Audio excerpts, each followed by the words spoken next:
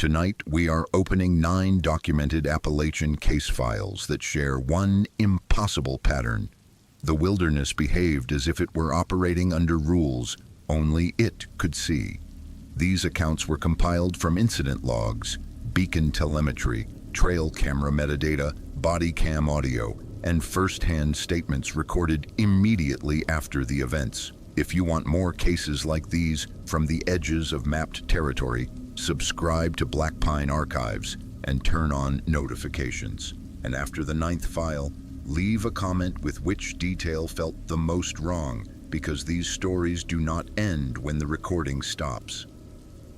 Begin. Eli Mercer had volunteered with County Search and Rescue long enough to stop trusting heroic instincts. He trusted process, redundancy, and paperwork that forced emotion into boxes. In the Appalachians, good intentions got people killed.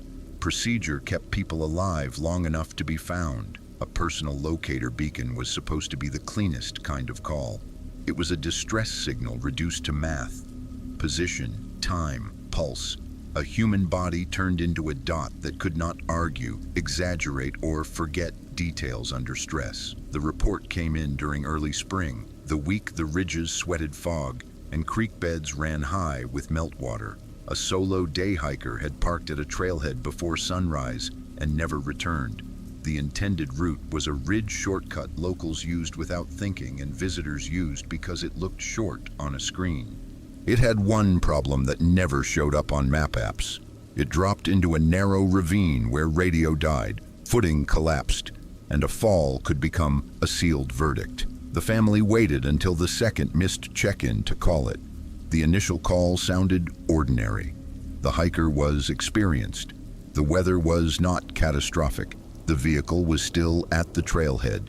The only escalation came when the beacon telemetry export arrived and made the situation feel less like a search and more like a misfiled physics problem. The coordinate was stable, not drifting, not walking, not pulsing across a hillside the way a beacon usually did when someone moved, stumbled, or tried to self-rescue.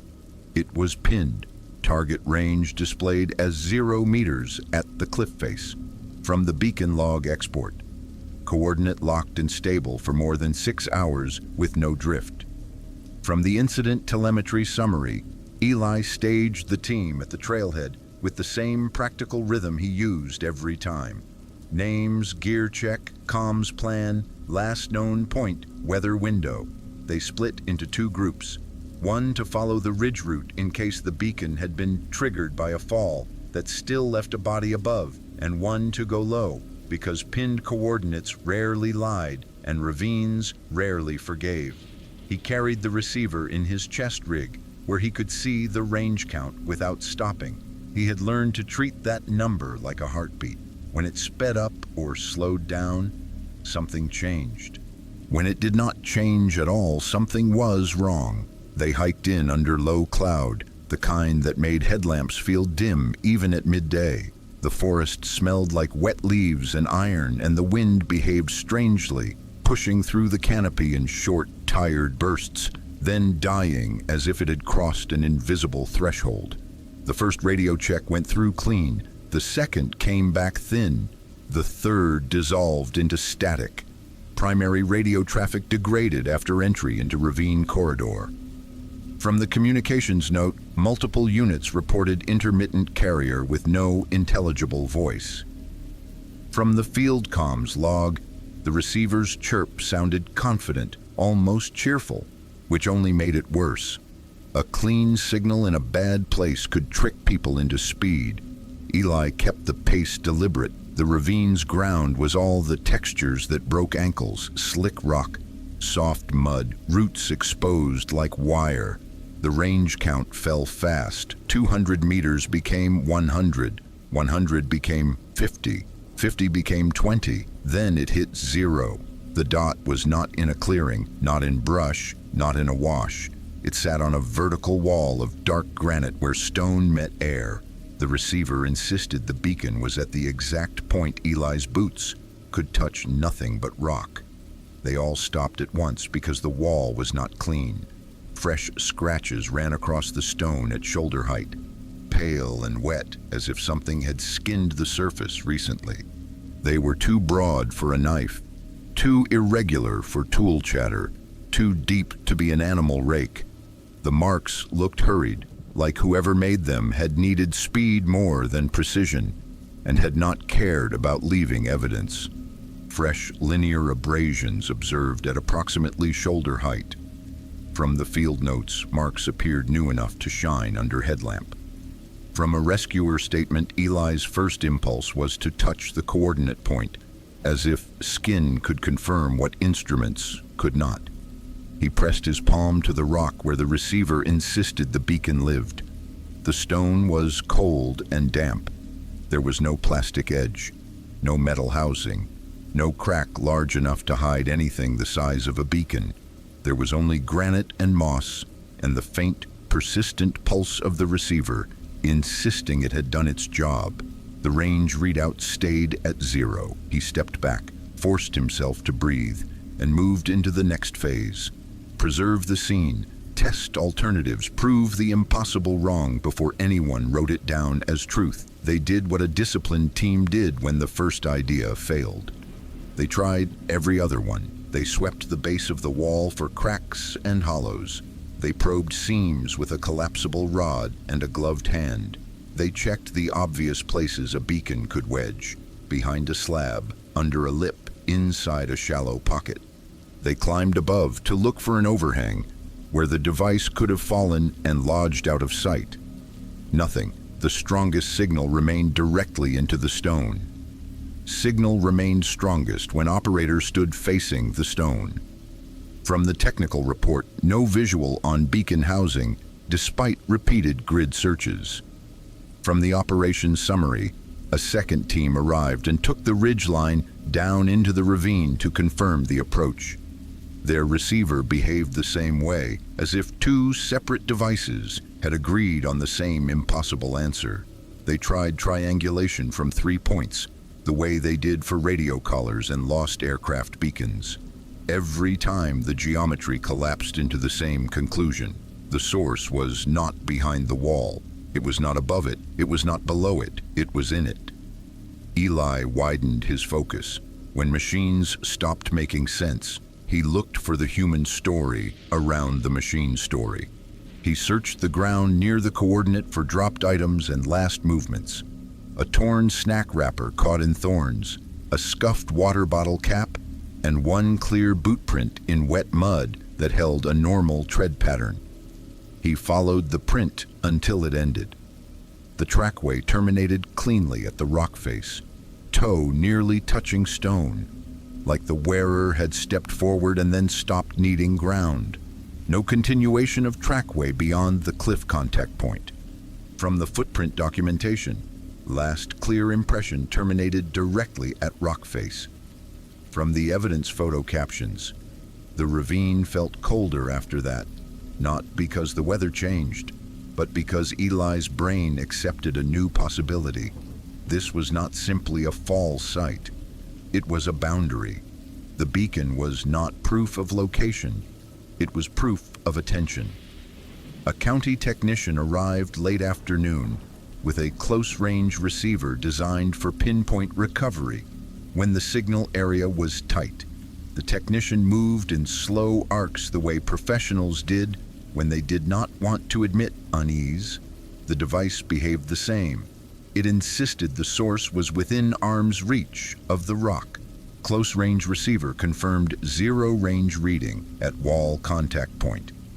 From the equipment supplement, no measurable bearing shift detected across multiple operator positions.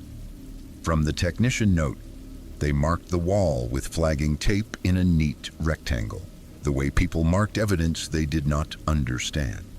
Eli photographed the scratches from multiple angles and noted their height and direction. The lines did not all run the same way. Some angled upward as if made by something climbing. Some angled sideways as if made by something pushing.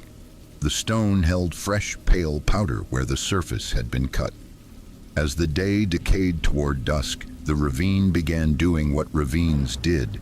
Sound died. Not total silence, but selective loss. Birds stopped. The creak noise flattened.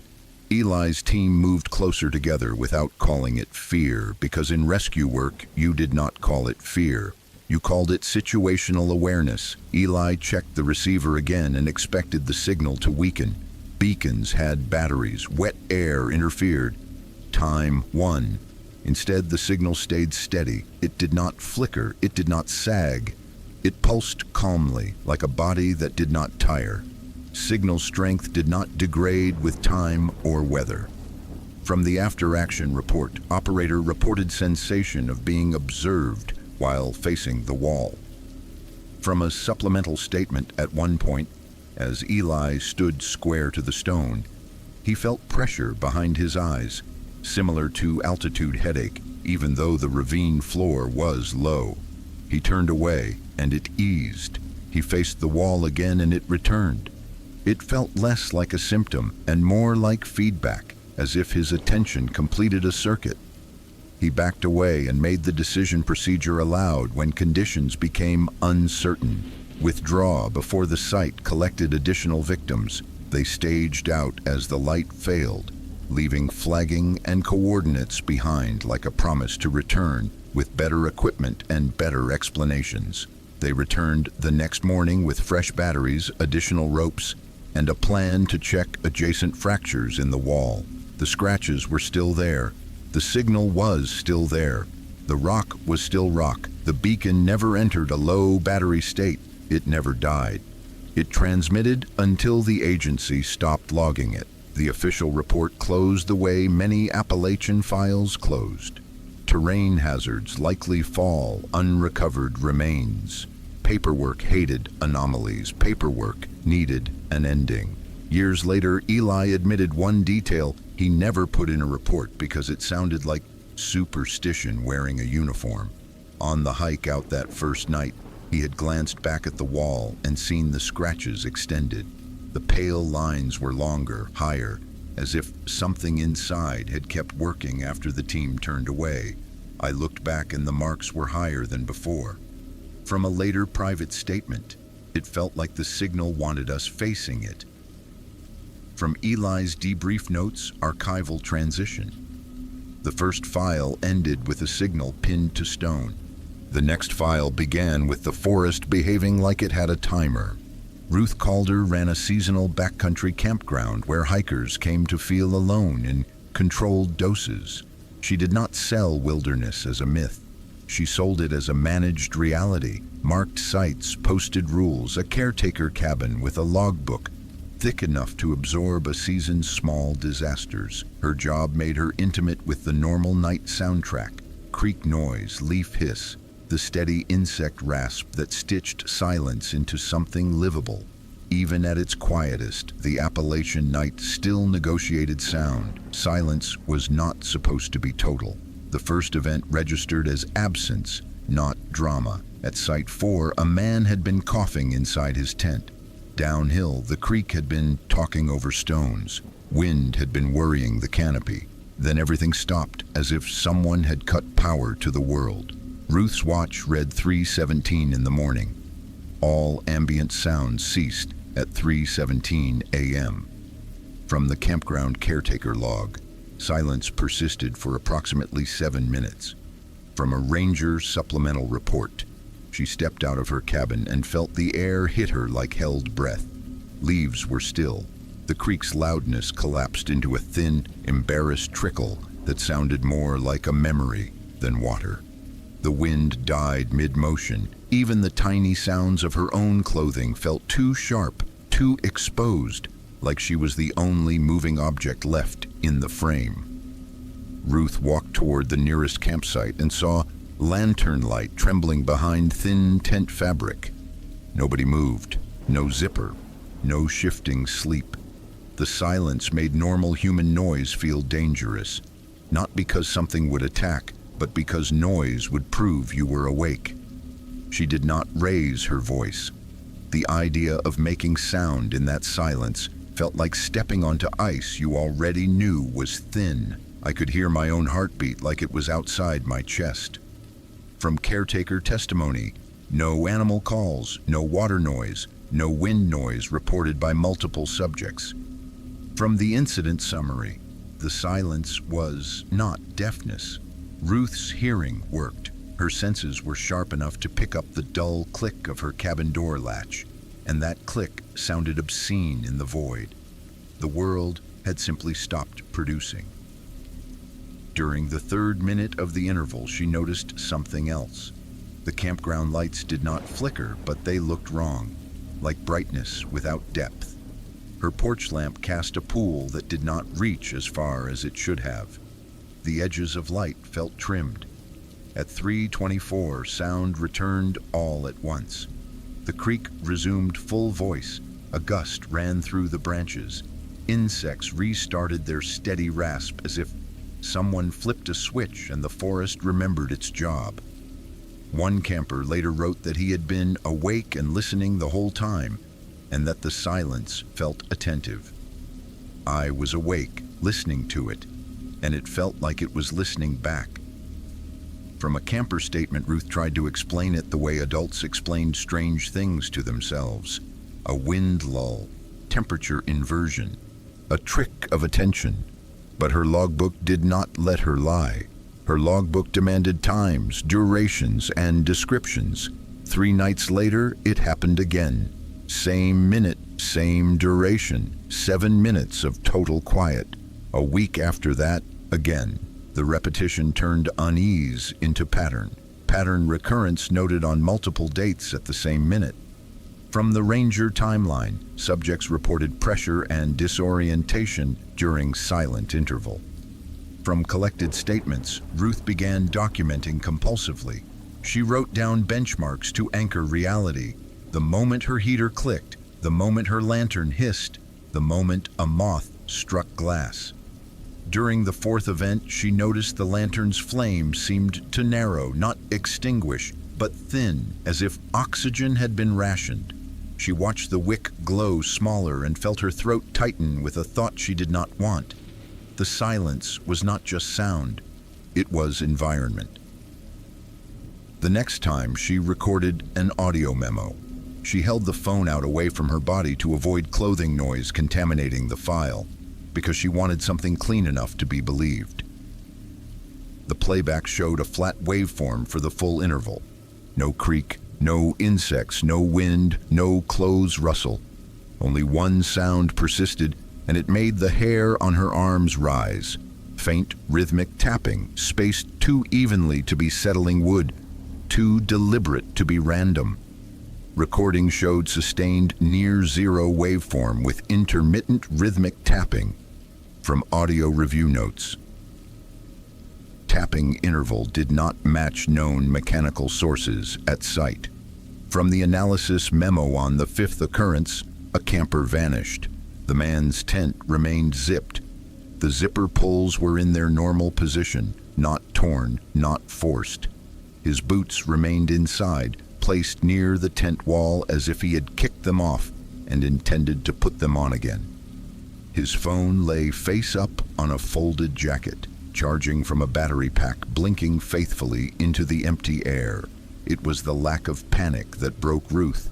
People fleeing did not leave phones charging. No disturbance to tent entry observed. From the site assessment, phone remained connected to external battery pack at time of discovery. From the evidence notes, Ruth and a ranger swept the immediate area first. The ground was wet enough to hold a story. It held none. No tracks leaving the tent, no dragged scuffs, no broken branches, no slide marks down the slope. The perimeter looked brushed, as if needles had been stroked back into place. They expanded to grid search. Dogs worked the air and hesitated, then pulled in circles like they could not choose a direction. A drone flew overhead and saw nothing but wet canopy and fog. The creek edge showed no footprints, no slide, no evidence of a fall. No exit tracks identified from campsite perimeter. From SAR grid notes, last known normal contact occurred shortly before 3:17 a.m. From the missing person report in the days that followed, Ruth noticed something that made her stomach tighten. campers started mentioning the minute without being told. A couple in sight too reported waking suddenly, always at the same time, always with the same sense of pressure, as if someone had placed a palm gently over the entire campground. I woke up and knew it was 3:17 before I checked. From a guest statement, it felt like the air had weight, then none. From supplemental notes, the county could not prove causation.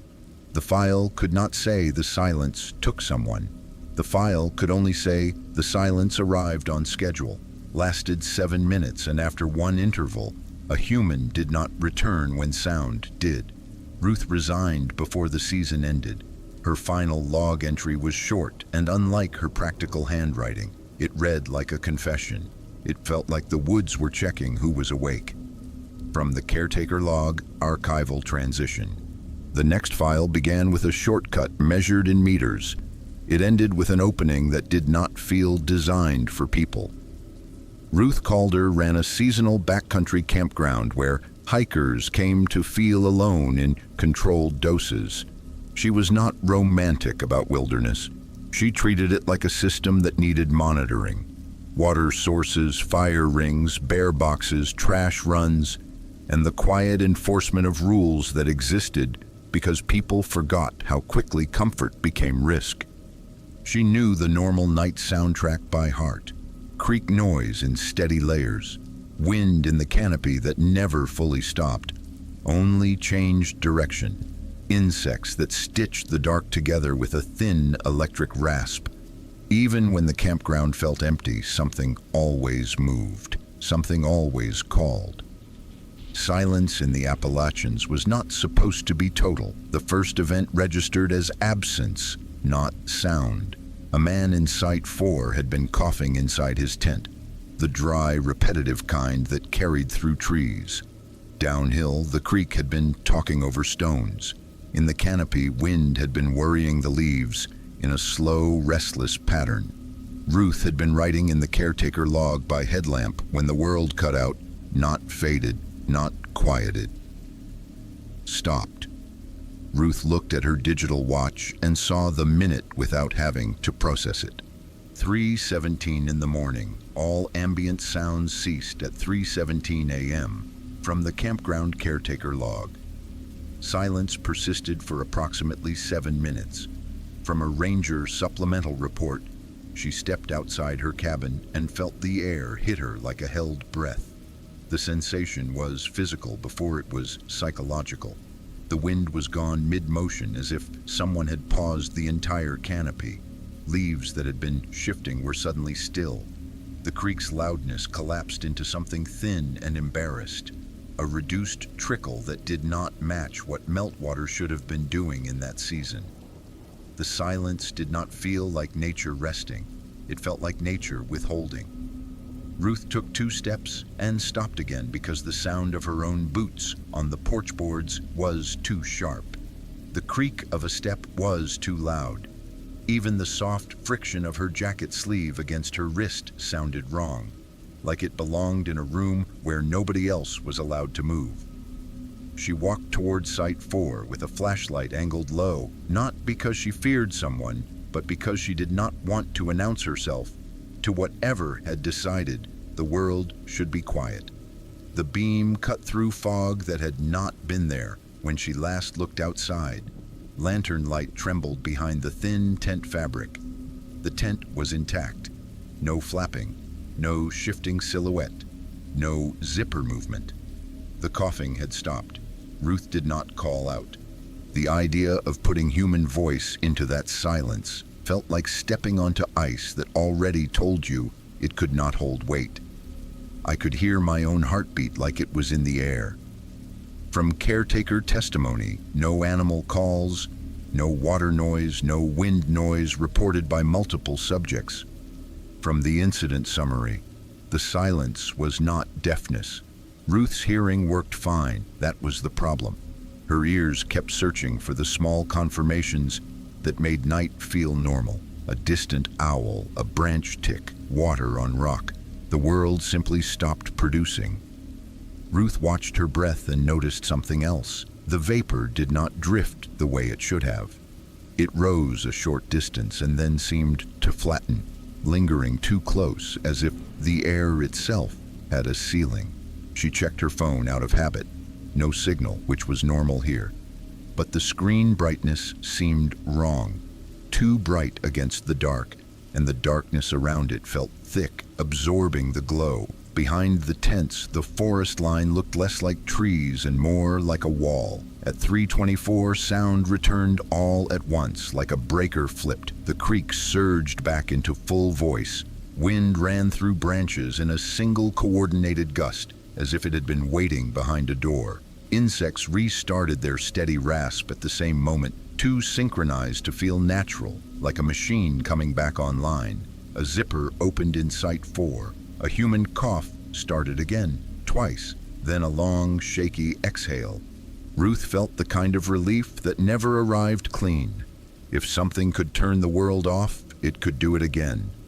One camper wrote later that he had been awake for the whole interval and had listened to the silence the way you listen to footsteps outside a locked door.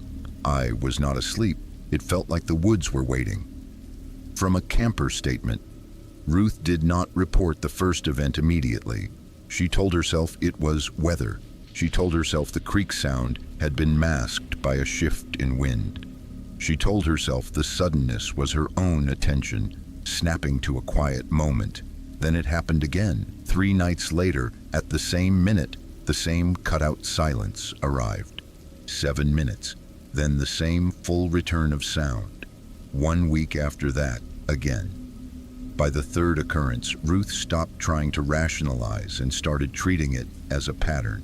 She began documenting with the same obsessiveness she used for bear incidents and water contamination. She wrote timestamps, she wrote wind conditions, she wrote which campsites were occupied and which were empty. She wrote down small anchor events to prove to herself that time was moving. The moment her heater clicked, the moment her lantern hissed, the moment a moth struck the glass. Pattern recurrence noted on multiple dates at the same minute. From the Ranger timeline, subjects reported pressure and disorientation during silent interval. From collected statements, during the fourth event, Ruth noticed the lantern flame seemed to narrow, not extinguish, but thin, as if oxygen had been rationed.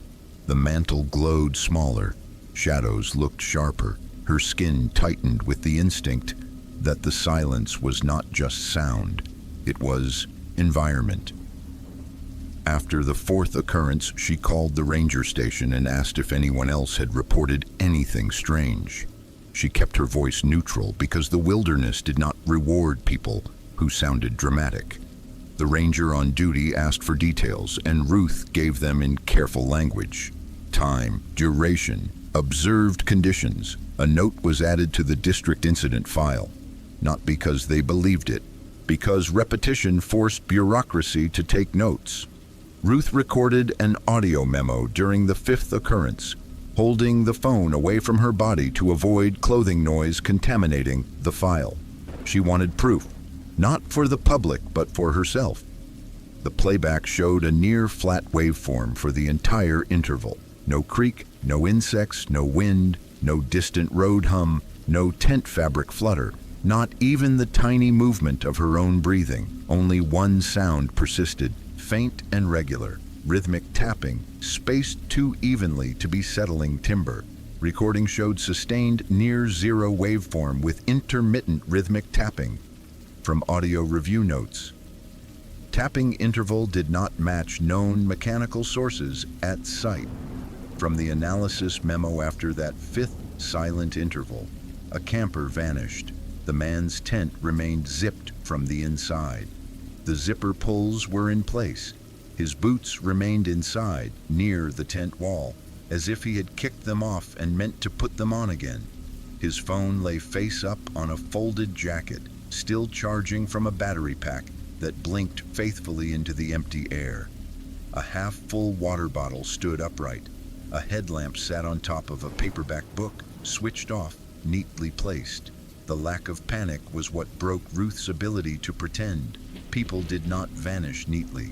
She and a ranger searched the immediate area first. The ground was wet enough to hold a story. It held none. No tracks leaving the tent, no scuffs, no broken branch tips, no slide marks toward the creek. The needles behind the tent looked brushed, smoothed in a way that felt deliberate, as if someone had taken time to erase the direction a human would choose. They expanded to a grid search. Dogs worked the air and hesitated, pulling in small circles as if scent had been present and then stopped existing. Radios worked for a few minutes at a time, then failed in the same predictable bursts the ravine teams described in another file.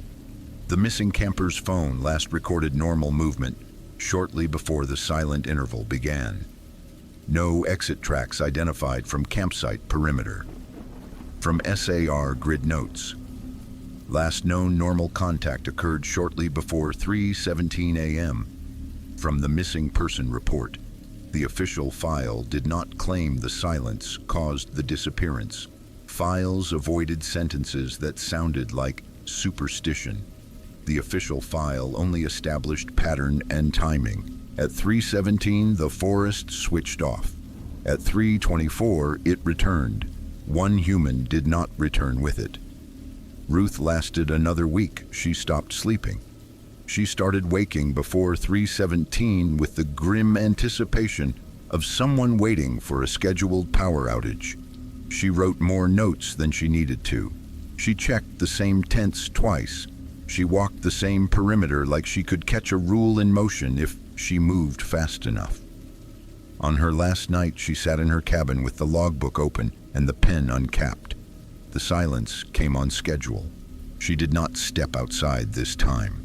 She stayed inside and listened to the nothing, waiting for her own heartbeat to become the loudest sound in the world.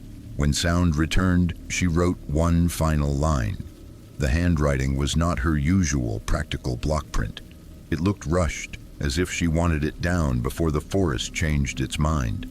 It felt like the woods were checking who was awake. From the caretaker log, archival transition. The next file began with a shortcut measured in meters.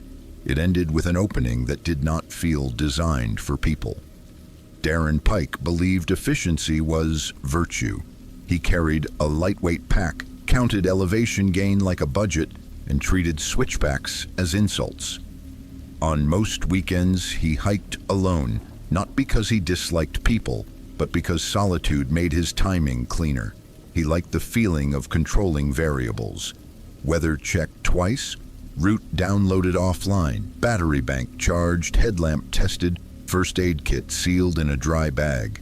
On the morning the file began, the mountain had the damp softness of early spring. Fog clung low in pockets and slid away in thin sheets whenever wind remembered to move.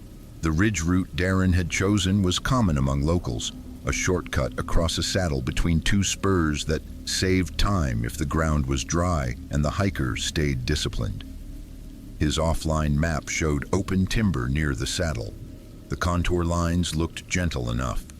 He planned a cut of 30 meters through mountain laurel and young hardwoods, then a clean rejoin on the far side of a thicket. It was not reckless in his mind. It was math. He stepped off the marked trail where two rocks formed a natural threshold and where an old blaze mark on a tree looked faded but still legible. Laurel branches snapped back softly behind him, wet leaves brushing his jacket sleeves.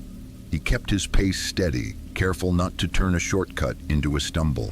The hollow arrived too quickly. It was bowl-shaped and unnaturally insulated, as if the ridgelines around it held back wind the way a wall held back noise. The air changed first. It went still and slightly warmer, and the warmth felt wrong against the season, like standing near a running appliance in an otherwise cold house. The smell shifted too, away from leaf rot and wet bark towards something mineral and sweet, faintly fruity in a way that did not belong to a mountain hollow. Darren stopped and listened. He heard almost nothing. Not silence exactly, but a selective absence, like someone had removed the small life sounds that should have been there. Then he saw the house. It stood centered in the hollow with no road leading to it, no visible path and no debris field that suggested long use. The exterior was wood-stained dark by age, but the boards were too even, too uniform in width. The seams were too tight.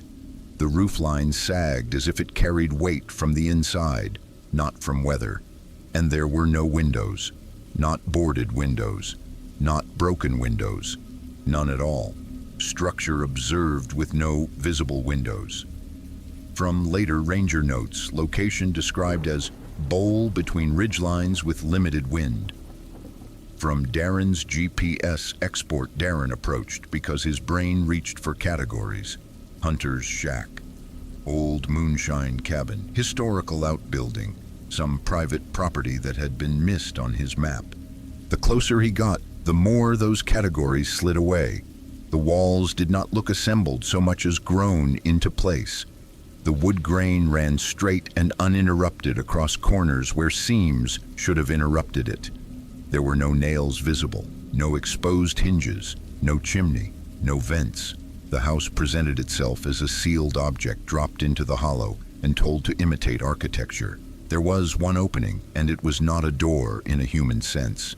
It was a narrow vertical slit at chest height, barely wide enough for an arm, barely tall enough to force a body to bend the wrong way. The edges of the slit were smooth, as if worn, but there was no scuffing around it, no hand marks, no muddy footprints. The only apparent entry was a narrow aperture at chest height. From Darren's written statement, opening dimensions inconsistent with standard door framing.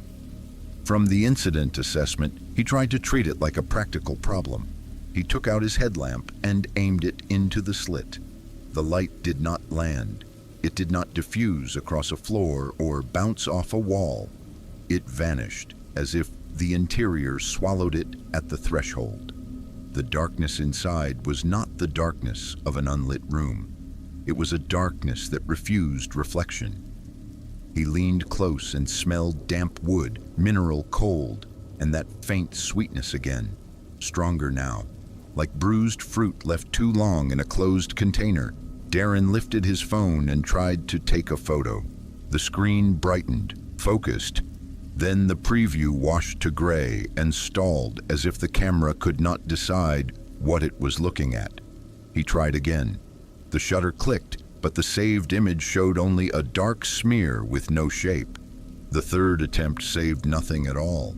I found a house with no windows. The opening is not a door. From Darren's phone memo, the light did not behave normally inside. From Darren's follow-up interview, the longer he stood there, the more he felt the hollow tighten around him. The warmth did not come from sun. The air stayed still even when he moved. His own breathing sounded too loud, like he was inside a container. The forest line at the bowl's rim looked steeper than it had when he entered, and the laurel he had pushed through now looked denser, as if it had thickened while he was facing the house. He turned to check his backtrack and felt his throat tighten when he looked down. The leaf litter behind him looked undisturbed. The ground was wet enough to record everything. It should have held his boot prints and the scuffed line of his trekking pole. Instead, it looked as if he had been lifted in and placed there without contact. No clear footprints observed leading to the structure despite wet substrate. From ranger observation, subject reported intermittent loss of track continuity. From the case notes, Darren forced himself to move. He avoided running because panic made mistakes and he could not afford to trip in a hollow that felt like it did not want witnesses. He stepped fast, pushing through laurel with deliberate pressure, leaving scratches on his forearms and pulling leaves free that clung like wet hands. Halfway back toward where he believed the trail should be, he felt the terrain repeat. A pale stump, forked like a hooked finger, appeared at the edge of his headlamp beam. He had seen it minutes earlier on his way in. He passed it again and told himself it was coincidence because Laurel Country had a lot of stumps. Then he saw it a third time. He stopped and checked his compass. The needle steadied, then wavered in small, impatient swings that felt like interference rather than magnetic drift. He checked his phone map. The downloaded tiles loaded everywhere except the bowl-shaped hollow, where the map rendered as a blank patch with no contour detail, as if the area did not exist in the saved data. Offline map tiles failed to render in the basin area. From Darren's supplemental statement, compass needle displayed brief oscillation inconsistent with normal behavior. From field interview notes, Darren changed strategy. Instead of trying to retrace his exact line, he climbed toward the rim of the hollow, aiming for elevation and visibility. The slope was steeper than it should have been. The laurel grabbed at his pack straps. Twice his boot landed on ground that felt firm and then shifted like a wet mat, as if the forest floor had been arranged in layers. Near the top, he heard a sound that was not wind and not bird call. It was a soft, rhythmic scrape, like something dragging a branch across wet leaves in slow strokes. The scrape came from behind him, then from slightly to his left, then stopped. He did not turn to look for long. He kept moving. When he finally broke out onto the marked trail, it felt like stepping from one atmosphere into another. Wind existed again. A distant creak sounded normal. The forest had texture. Darren walked without stopping until he reached a point where the trail widened and he could see other hikers' boot prints in the mud. Proof that the world still followed rules. He wrote the report that afternoon while his hands were still shaking. He included the GPS breadcrumb export and the approximate location.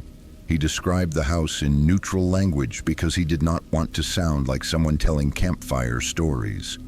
A ranger team followed his track the next day. They found the saddle. They found the cut point. They pushed through Laurel along the same bearing Darren had used. They entered the bowl-shaped hollow. They did not find the house. They found no foundation, no nails, no cut stumps, no sawdust, no tool marks, no debris field that matched any building. What they found was a flattened oval of dead leaves, pressed into the ground as if something heavy had sat there recently and then been lifted away without dragging. The oval was too clean. The surrounding leaf litter looked brushed smooth in arcs, as if someone had tried to restore the hollow to a default state. Disturbed leaf bed consistent with prior presence of a heavy object. From SR notes, leaf litter showed signs of deliberate smoothing rather than natural scatter. From Ranger Field documentation, the center of the flattened oval, the team found a single strip of wood shaped like a rib. It was curved and dense with grain that did not match local species. It smelled faintly sweet even after being bagged. The evidence intake photographed it from multiple angles, then sealed it like a biological sample rather than a piece of lumber. Recovered wooden fragment did not match local species. From evidence intake, item retained odor described as sweet and mineral. From property log addendum, Darren stopped hiking for a year. When he returned, he stayed on marked trails. He stopped cutting corners, not out of superstition, but out of a new understanding that the mountains sometimes behaved like property with rules, and rules implied ownership. In the Appalachians, distance was not always measured in meters. Sometimes it was measured in permission. Archival transition. The next file came from a device that never blinked. It still failed to show what moved close enough to breathe on it. Story 4. The trail camera recorded 9 hours of black frame, but the audio remained. Kira Delaney managed wildlife cameras for a small conservation group that tracked poaching, dumping, and unauthorized off-road traffic along ridge lines. She was not a thrill seeker and not a storyteller. She trusted metadata because metadata did not get emotional. A camera did not invent darkness. It recorded what reached its sensor. The unit in question was a standard trail camera mounted to a beech tree near an old game trail that skirted a ravine and connected to a disused logging spur. The location was chosen for practical reasons. Repeated reports of illegal dumping, a nearby corridor of missing person searches, and fresh boot prints that appeared too often on a trail that was not officially maintained. Kira installed the camera in late afternoon, angled it slightly downward to catch faces, and tested the infrared.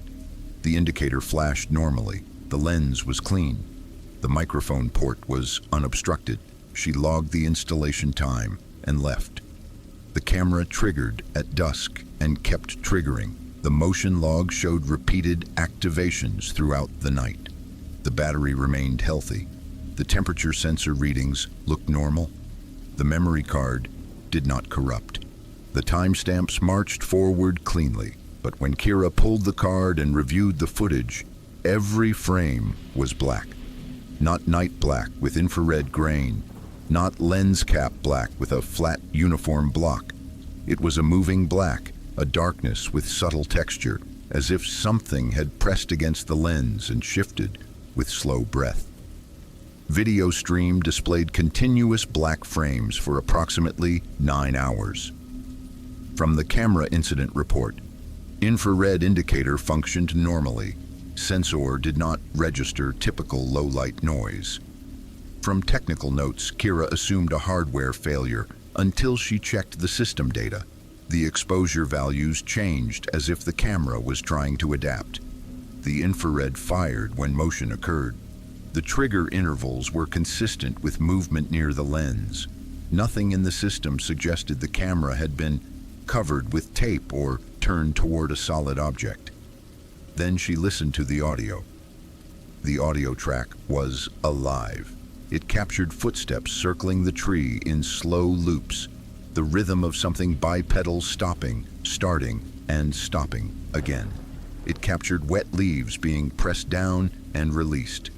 At intervals, it captured a soft scrape against bark, as if something had tested the mounting strap or traced the camera housing with careful fingers. Footsteps audible at varying distances with repeated near-field proximity events. From audio review notes. Scraping sounds consistent with contact against bark and camera casing. From analysis, Memo Kira listened with headphones and felt her skin tighten when the pattern changed. The footsteps would circle, then pause directly in front of the lens. The microphone caught a breath sound close enough to distort, not a dramatic inhale, but the soft exhale of something standing still, deciding. The breath did not fog the lens in any visible way because the lens showed only black, but the audio suggested closeness that should have produced some accidental noise. A bump, a brush of clothing, a clink of gear. Instead, it sounded controlled, deliberate, as if the presence had learned what the camera listened for. At one point, the audio captured a distant human vocalization, a single confused call from far down the trail. It ended abruptly mid-utterance as if the sound had been cut, not by distance, but by interruption. Distant human vocalization captured once, then terminated abruptly. From transcript notes, no corresponding visual capture present despite audio activity. From incident summary, Kira did what her job required. She forwarded the footage to the county because the location overlapped with an active missing person corridor. A deputy took the report seriously, not because it sounded supernatural, but because it sounded intentional. Someone had gotten close enough to the camera to breathe into it for hours without leaving a usable image. Search and rescue staged at dawn and hiked in with a ranger and a deputy wearing body cameras. The beech tree was easy to find. The strap was intact. The camera was still powered. The lens was clean. There was no mud smear, no tape residue, no spider web thick enough to create total blackout. The ground around the tree told a stranger story. There were footprints in a ring around the trunk, but there was no approach trail leading to them, no inbound trackway, no outbound trackway, just a circular distribution of impressions, as if the prints had been placed rather than walked. Track impressions present in circular distribution with no inbound trackway. From evidence log. Soil compression suggested recent placement rather than travel. From SAR field notes, the deputy filmed the ring and then widened the search. The ring continued in broken arcs, always near the tree, never extending into a clear path. When the team tried to follow any single set of prints, the prints ended in undisturbed leaf litter that looked brushed, smoothed in the same careful way seen in other files. The ranger examined the camera housing and noticed shallow scratches around the microphone port, concentrated where sound entered. The scratches were fine, repetitive, and oddly clean, as if made by something hard that moved with patience rather than force. Shallow abrasions observed around microphone port. Patterns suggested probing. From Ranger equipment note, no environmental cause identified for lens blackout event. From deputy summary back at the county office, an analyst copied the files and charted the timeline. The camera's black frames lasted for 9 hours. The motion triggers clustered in waves as if whatever moved near the lens approached, paused, retreated, then returned. The audio amplitude dipped to near zero for a short interval in the middle of the night, a silence that did not match normal nighttime variation. The timestamp on that dip aligned with 3:17 in the morning. Audio amplitude decreased significantly at 3:17 a.m. From lab note, timestamp alignment noted with separate incident pattern. From cross-reference memo, the conservation group wanted a simple conclusion: vandalism, prank, equipment failure. The county could not give one without lying. There was no evidence of tampering that explained total blackout with sustained near-field audio. There was no human identified on the trail camera because the trail camera showed only black. Kira refused to remount the unit after the investigation. She said the camera no longer felt like a witness. It felt like bait that had already been tested, and whatever had stood close enough to breathe on it for hours had learned something important. A device could be blinded without being broken, and the record could be edited without leaving fingerprints. Archival transition. The next file did not rely on electronics. It relied on something older, stretched between trees at the height where a throat learned fear faster than a mind. Kira Delaney managed trail cameras for a small conservation group that tracked poaching, dumping, and off-road traffic along ridgelines. She trusted the parts of the job that did not flinch: timestamps, temperature logs, trigger counts, battery curves. In her world, a camera either captured what happened or it failed in ways that left fingerprints. This unit had no fingerprints. It was mounted to a beech tree above a narrow game trail where the ground stayed soft even after dry weeks. The placement was practical. The corridor sat close to a decommissioned spur road, and the group had collected multiple complaints about headlights moving where no vehicles were allowed. A camera there usually caught something dull and human: a truck bed, a face turned away, a plate blurred by speed. The device triggered at dusk and kept triggering. The metadata looked healthy. Motion activations clustered in waves, as if something approached, paused, retreated, and returned. Battery remained strong across the full cycle. Storage did not error. The file index showed continuous writing, orderly and complete.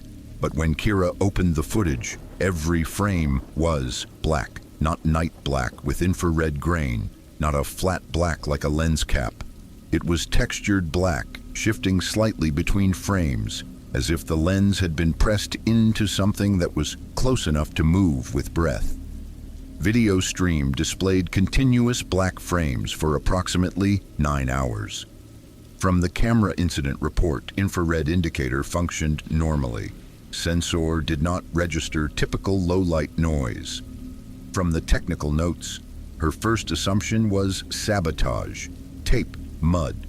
A gloved hand held over the lens for hours.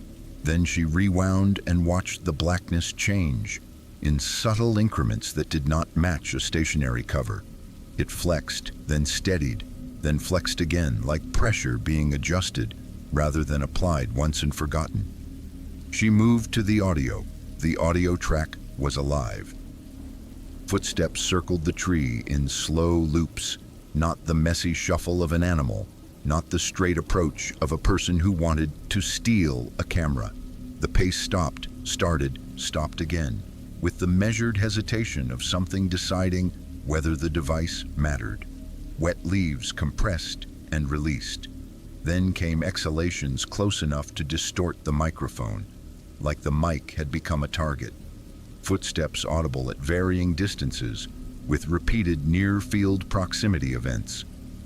From the audio review notes, breath sounds registered within near-field range of microphone.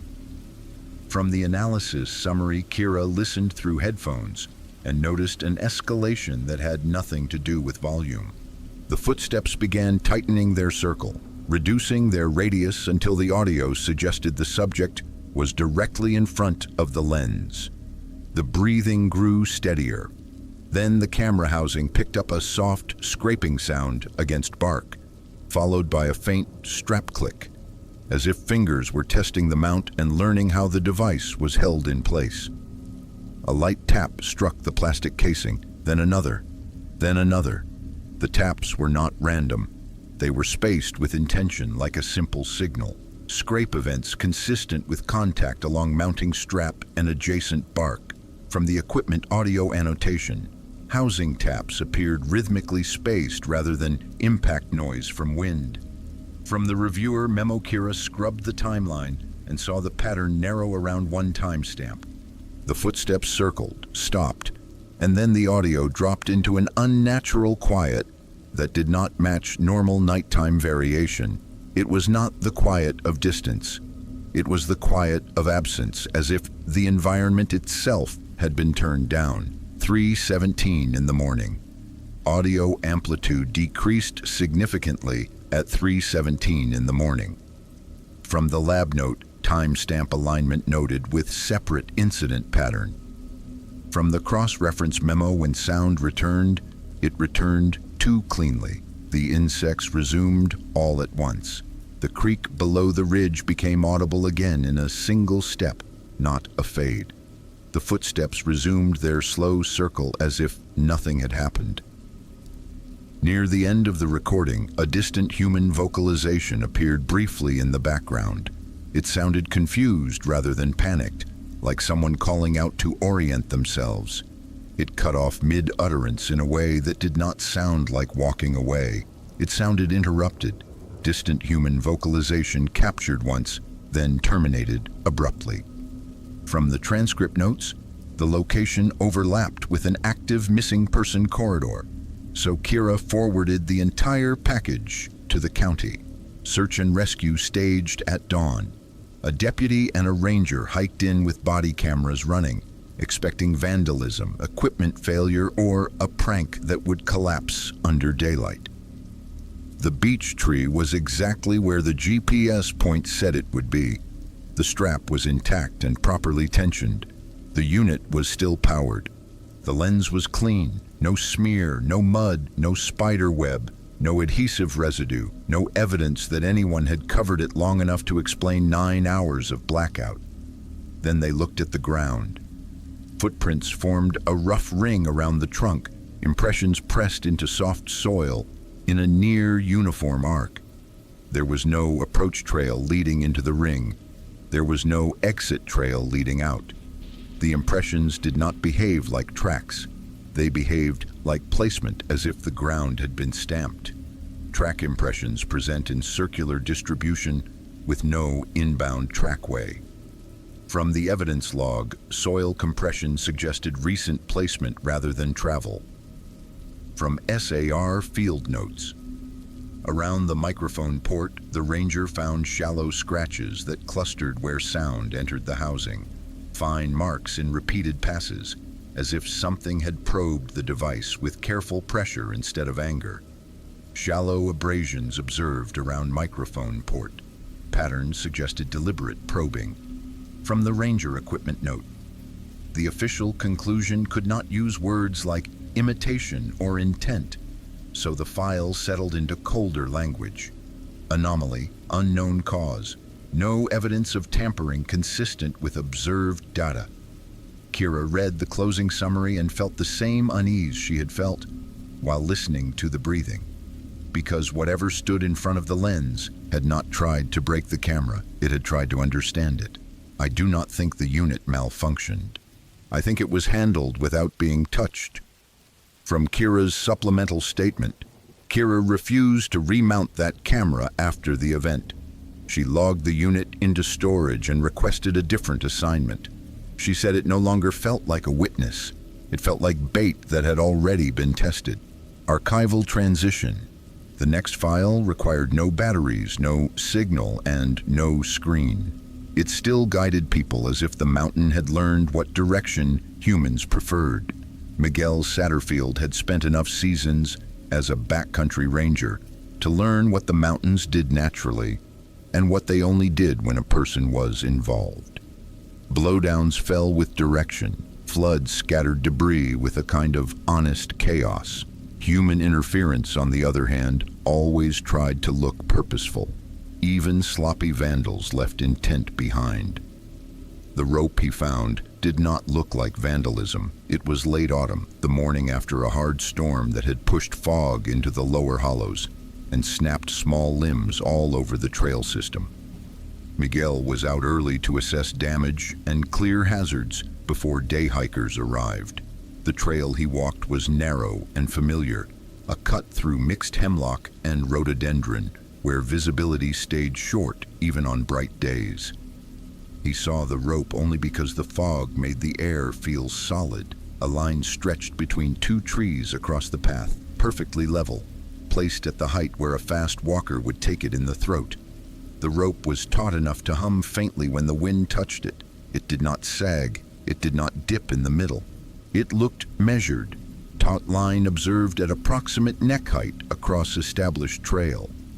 From Miguel's ranger report, line alignment appeared deliberate and level. From scene documentation, Miguel stopped and evaluated it the way he evaluated every hazard. What it could do, who it could hurt, how quickly it could be removed. The rope was clean and pale, the fibers unweathered as if it had been installed in the last few hours. The knots on both ends were tight and consistent, not the panicked tying of someone working in the dark. Cloth strips hung from the rope at equal intervals. Denim, flannel, synthetic orange, a narrow piece of reflective tape that caught his headlamp and flashed once like an eye. The strips were not clustered like warnings. They were spaced like markers, as if the rope was not only a barrier, but a line meant to be read. Cloth markers spaced at consistent intervals along line. From the evidence log, marker spacing appeared consistent and non-random. From the supplemental field, note Miguel cut the rope in the middle and lowered it carefully. The work should have revealed tracks, scuffed leaves, a footprint near each tree where someone had braced to tie it. The ground was wet enough to record everything. Instead, the soil beneath looked oddly smoothed, as if brushed with a branch. Leaf litter had been dragged back into place in shallow strokes. A trail that should have shown a story showed none. Minimal ground disturbance. Soil appeared brushed. From ranger notes, no identifiable approach trackway observed at tie points despite wet substrate. From scene addendum, he bagged the rope and the cloth strips separately, documented the knot style, and recorded the GPS point for the county file.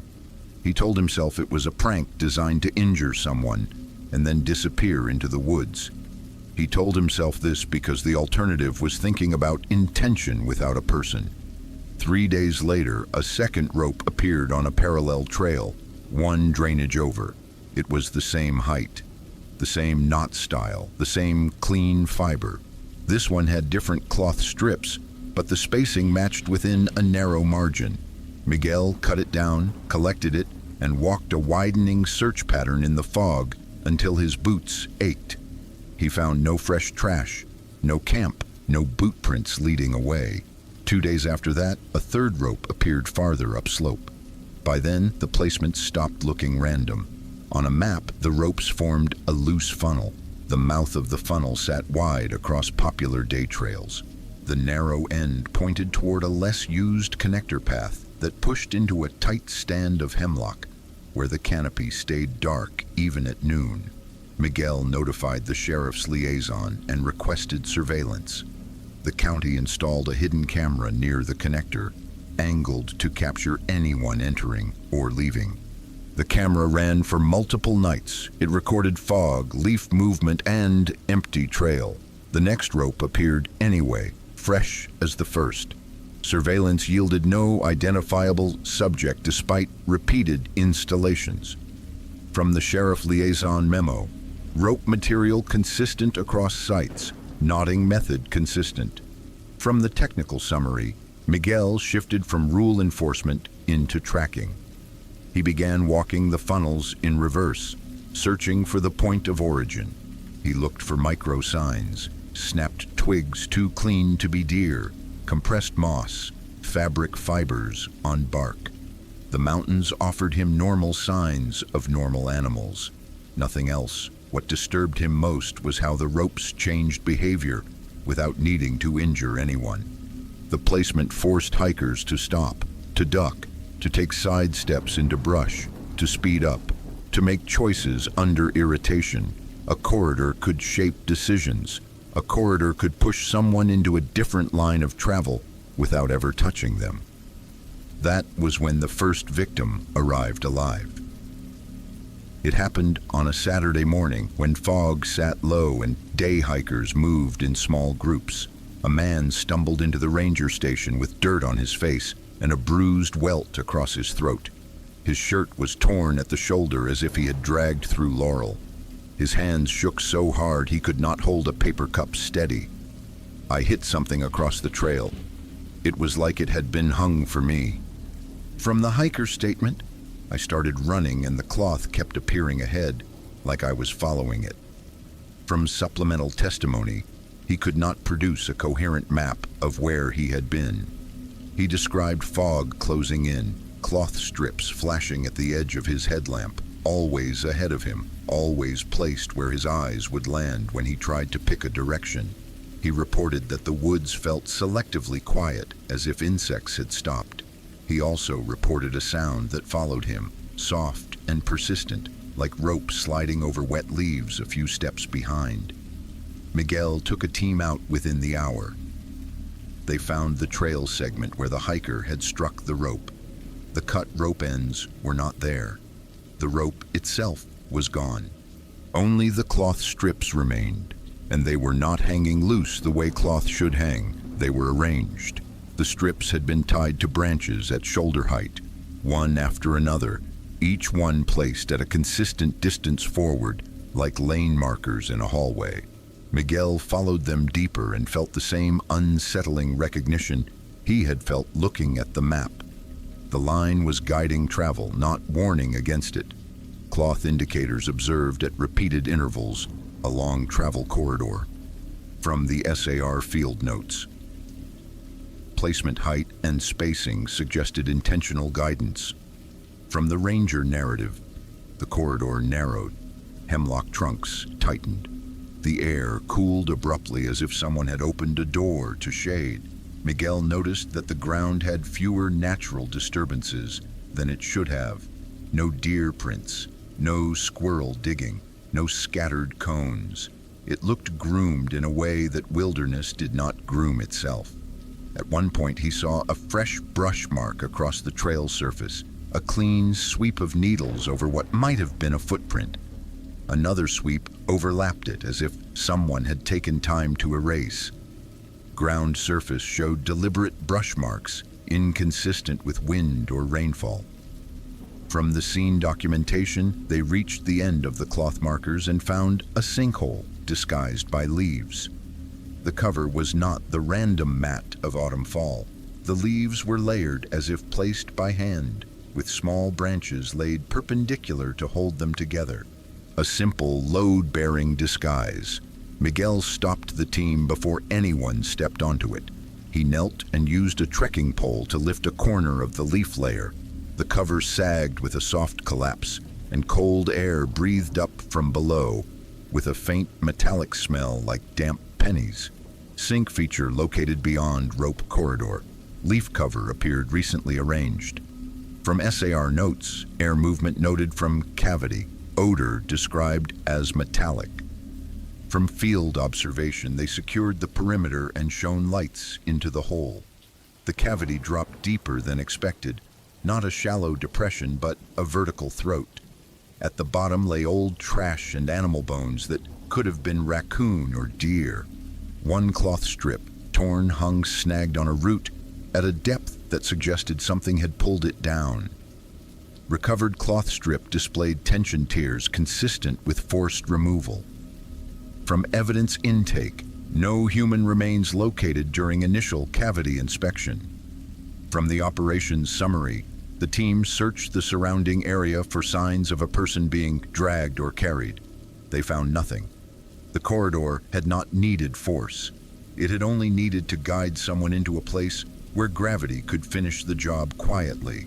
Miguel filed the report and attached photographs of the knots, the cloth spacing, the sinkhole cover, and the brushed ground.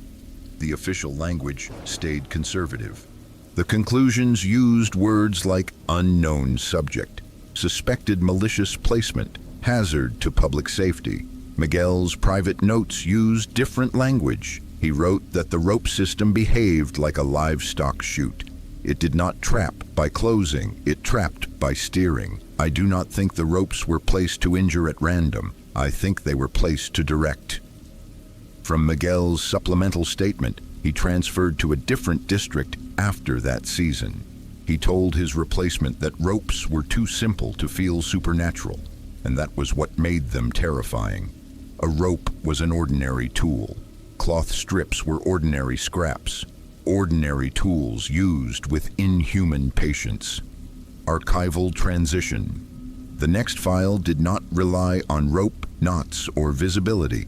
It relied on breath, and the moment the body realized it could not trust the air, Tessa Riddle volunteered with cave rescue because she believed fear could be managed when terrain was understood.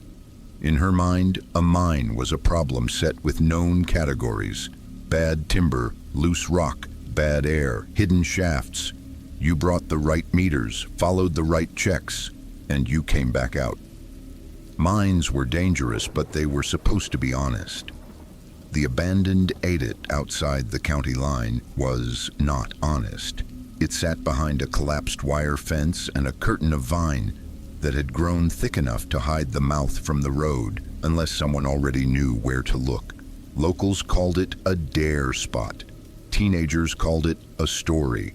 The county called it a liability. The signs posted years earlier were torn down or stolen, and the last official inspection report was old enough to feel like a different era. The call came in after 2 local teenagers went in and did not return by nightfall. The first responders treated it like routine. A pair of miners, bad judgment, shallow tunnel, likely a twisted ankle and a dead phone battery. The first team entered with headlamps, radios, and a handheld meter. They reported normal conditions for the first stretch. Damp, cold, stale air, shallow puddles, the slow drip of water off fractured stone. Then they reached the first bend where the tunnel angled downhill, and language started failing in the radio traffic. Air quality subjectively reported as too light beyond the first bend. From the rescue intake. Subjects experienced sudden weakness and speech disruption. From medical notes, Tessa arrived at the staging point near midnight and listened to the debrief with the kind of patience that came from experience. She asked the questions that mattered. Was there a monitor alarm? Was there a headache onset? Was there dizziness? Was there nausea? Was there any sign of collapse risk? The answers did not align. No alarms, no gas spikes, no obvious hazard, just a shared description that sounded like a metaphor until enough people repeated it. The air felt too light. Tessa went in on the second entry with a gas monitor clipped to her pack and a second unit on her harness as redundancy. Her team moved in standard formation, slow steps, careful footing, eyes scanning for old timbers that might shift. The mine smelled like wet stone and old rust. The temperature stayed steady. Her monitor displayed oxygen within range. Carbon monoxide stayed low. Nothing screamed danger. Her body disagreed with the machine long before her mind allowed the thought. Beyond the first bend, the tunnel sloped down and the air changed texture. It did not smell like rot or chemical spill. It smelled sweet in a faint, wrong way, like something had tried to clean the space and failed. Breathing required less effort, as if the lungs had been given permission to be lazy. It should have felt like relief. Instead, it felt like a trick. Tessa noticed it first in her legs. Not pain, not cramp, not fatigue. A soft loss of authority in the muscles, as if the signal from brain to body was being delayed, then denied. Her boots felt heavier with each step, even though the ground did not steepen. My legs went weak, like someone flipped a switch. From Tessa's post-incident statement, speech became slurred without hypoxia readings. From the medic report, one of the rescuers behind her started laughing. It was not a joke response. It was a thin giggle that sounded involuntary and then turned into coughing. Another rescuer began whispering the same word, repeatedly under his breath, stuck on it like a needle on a damaged record. When Tessa looked back, their eyes were open and aware, but their faces had the blank tension of people fighting to keep control of their own mouths. The monitors stayed calm. The tunnel looked unchanged. The team's ability to function degraded anyway. They reached a widened pocket where the ceiling rose slightly and the floor flattened. There, in the cone of light, they found the first teenager. He was sitting upright against the rock wall, as if placed there, knees bent, hands resting on his thighs. His eyes were open. His breathing was shallow but steady. He did not respond like someone startled by rescue lights. He stared past them, unfocused, as if he was listening to something behind the team. Tessa knelt and spoke to him through procedure, not comfort, because comfort required a shared reality. His mouth moved, but words came out fragmented. He attempted to point deeper into the adit and failed to complete the gesture, his arm stalling halfway, as if the limb had forgotten why it lifted. He kept pointing deeper and trying to say something that would not form. From a rescuer statement, patient exhibited confusion and perseveration.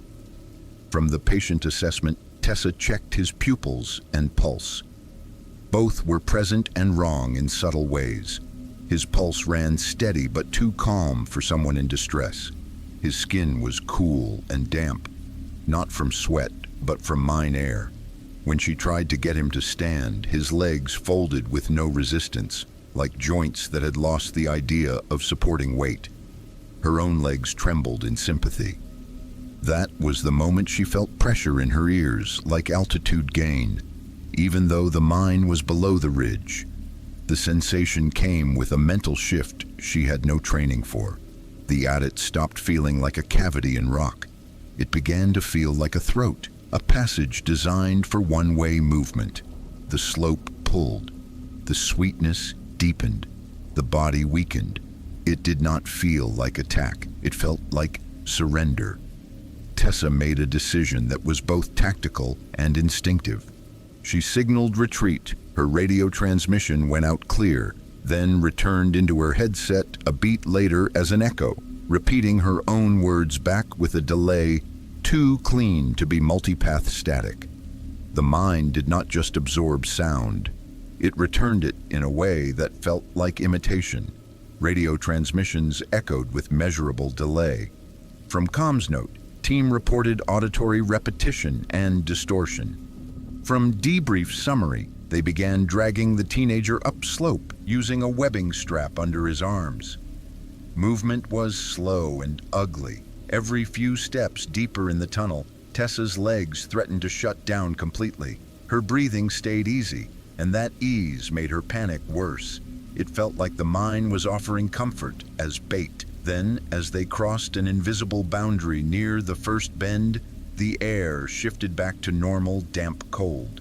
Strength returned in increments, sudden and undeniable, like someone restoring power to a circuit. The rescuer, who had been laughing, stopped mid-breath and looked horrified, unable to explain why his mouth had betrayed him. The one who had been repeating a word went quiet and swallowed hard, as if tasting something sour. No one laughed again on the way out. At the entrance, the teenager began to cry, not from pain, but from the delayed arrival of fear. He tried to speak and could only repeat that the air had felt good, and that was why they kept walking. It felt easy to breathe down there. That's why we didn't turn back. From the recovered subject interview, subject described wanting to keep going despite fear. From the intake counselor note, they stabilized him at the staging point and asked for the second teenager's last known position. He pointed toward the tunnel with a trembling hand and could not describe distance. He only described a place where the air became sweeter and the head got quiet. The county authorized 2 more searches. Different teams went in with different meters. They carried oxygen. They ran rope lines. They marked the walls with reflective tape. Every attempt produced the same pattern: normal entry, then the bend, then the sweet lightness, then legs weakening, speech slurring, judgment eroding. The monitors stayed calm through it all. No one could identify a gas that behaved like persuasion. Multiple entry attempts terminated at same bend due to progressive weakness. From the operations timeline, instrument readings remained within acceptable limits despite symptoms. From the technical appendix on the final attempt, one rescuer reported something that never made it into the formal file. While they stood at the bend, deciding whether to push farther, the team heard a faint tapping from deeper inside, spaced evenly and repeated in a pattern that felt familiar across other case notes. It did not sound like loose rock. It sounded like a signal. I heard tapping deeper in, like it wanted an answer. From a rescuer's supplemental statement, they never found the second teenager. The official conclusion used standard phrases: likely fall, inaccessible void, delayed recovery, hazardous environment. The public notice warned against trespass. The county attempted to re-fence the entrance. The fence was cut within days. The mine did not need an open gate to keep people out. It did not need a collapse. It did not need darkness. It had a boundary made of breath, and it used that boundary to decide who could stand, who could speak, and who could turn around. Archival transition. The next file looked like shelter and warmth. The evidence insisted the lock had never been touched. Arden Mills photographed old cabins for a regional history blog that treated rot and collapse like history in motion. He was not a trespasser by temperament. He documented from thresholds, through broken panes, from porch edges. In the mountains, he believed the safest rule was simple: if a place looked actively used, he stayed out. Ownership did not always come with signage, and the backcountry did not forgive assumptions. He reached the cabin near dusk after following an overgrown spur that did not appear on most modern maps. The road was barely a road, more a flattened suggestion through brush and leaf litter, with old tire ruts that had softened into shallow grooves. He parked where the spur narrowed and walked the last stretch with his camera bag and a headlamp already on. Not because it was fully dark, but because the canopy made evening arrive early. The cabin itself was small and plain, built low to the ground with shuttered windows and a single door facing the spur. A padlock held the door shut from the outside. The metal looked weathered but intact, with no fresh scrape marks around the hasp and no bent hardware. The shutters were closed. The roofline was sound enough to suggest maintenance, but not recent enough to look modern. It looked sealed for the season. Then Arden felt heat. It was not dramatic smoke, not a plume against the sky. It was a thin warmth radiating from the stove flue that rose behind the cabin like a quiet spine. the kind of warmth that did not belong to an empty place in late season, the kind that made the skin on his knuckles tighten before his mind found words. Cabin appeared secured, yet flue emitted heat signature. From Arden's field note, padlock present and intact with no tampering. From later inspection, he stepped closer and held his palm near the pipe. Warmth gathered against his skin. He touched metal and pulled back on reflex. The pipe held recent heat, not sun-warmed heat, not residual afternoon warmth. It felt like something inside had burned within the last hour. Arden listened.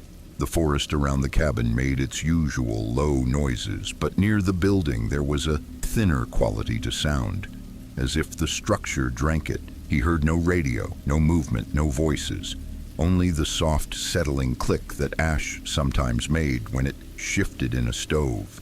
It was subtle, but it was there, and it made the locked door feel less like a barrier and more like a lie. Arden did not test the lock.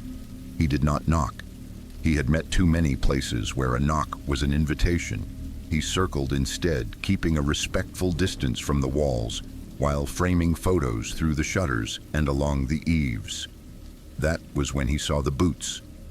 Under the eave near the door, a pair of wet boots sat neatly placed side by side, toes angled outward as if someone had stepped out of them deliberately and walked away barefoot. They were adult boots, heavy tread, with fresh mud caked into the grooves. Water beaded on the leather. They looked recently worn. The ground around the cabin should have told a story. Leaf litter held tracks easily when damp. The soil near the threshold was soft enough to take an imprint. Arden swept his headlamp along the perimeter, expecting to see approach prints from the spur or departure prints into the trees. There were none. No discernible trackway to the door, no continuation away from it. The boots had the fresh mud of travel, but the forest floor had not been asked to record the travel itself. Wet footwear located at entry with fresh mud present. From evidence photo notes. No discernible trackway to or from structure. From site report, Arden photographed the boots and the padlock and the flue. He took close shots of the hasp, the screw heads, the weathering on the shutters. He documented like a man trying to force reality to stay still. Then he backed away and started down the spur. The first sign that he was not leaving cleanly was his headlamp. It dimmed in pulses as if the battery were being tested by a careful hand. The beam narrowed, recovered, narrowed again. Arden stopped walking to steady his breathing and checked the strap, the contacts, the switch. The lamp responded like normal equipment for a few seconds. Then it failed completely for a single, breath-long moment. When the light returned, Arden was no longer looking at the spur he had walked in on. The road behind him did not match the road he remembered. The undergrowth was tighter. The line of trees ahead looked too evenly spaced, as if replanted with intent. The air felt slightly warmer than it should have for the hour, and the silence around him had that selective quality he would later struggle to describe. Not total silence, but the removal of certain layers of sound, leaving only what the place permitted. His instinct was to orient by his phone. The screen loaded in fragments. Cached tiles appeared around him, then stopped. A blank patch opened where the cabin should have been, like a missing chunk of data, except the blank had edges too clean to feel like a normal download failure. He watched the map re-render twice. The blank patch stayed. The map would not render the cabin area. It stayed blank. From Arden's recorded memo. Subject reported brief disorientation with headlamp flicker. From deputy notes, Arden recorded a short memo while he walked, not to narrate, but to anchor himself with a timestamp and a description that he could replay later. His voice on the file sounded steady until the end, where his breathing changed and he stopped mid-sentence, as if he had noticed something he did not want to name out loud. I found a locked cabin and the stove was warm. The road does not look the same now.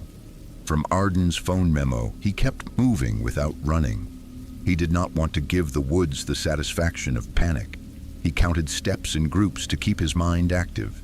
He searched for familiar markers and found none. The spur did not reappear. The forest held him on a narrow trail that felt recently used, but offered no prints, no trash, no blazes, no evidence of human habit. After an interval he could not later measure accurately, the trees opened into a wider track and then to the place he had parked. His vehicle was there. The sight of it felt like proof and insult at the same time. The drive out took longer than it should have. He reached service with a feeling of emerging from underwater and called the sheriff's office to report what he had found. The deputy who took the report treated it as a possible illegal occupancy at first, then as a possible squatter site, then as a possible misunderstanding of location. Arden offered coordinates. Arden offered photos. Arden offered the simplest piece of evidence: the warmth in a sealed building. The next morning, a deputy and a ranger went back with Arden's GPS points and his images. They found the cabin without difficulty, which unsettled Arden more than if it had been missing. In daylight, it looked exactly like a dormant place should look. The padlock remained intact. The shutters remained closed. The ground remained damp and unmarked. Inside, through a narrow gap where one shutter did not fully seat, the ranger could see enough of the interior to confirm there was no recent activity. They gained entry only through proper authority and documentation, because no one wanted to create tampering where none existed.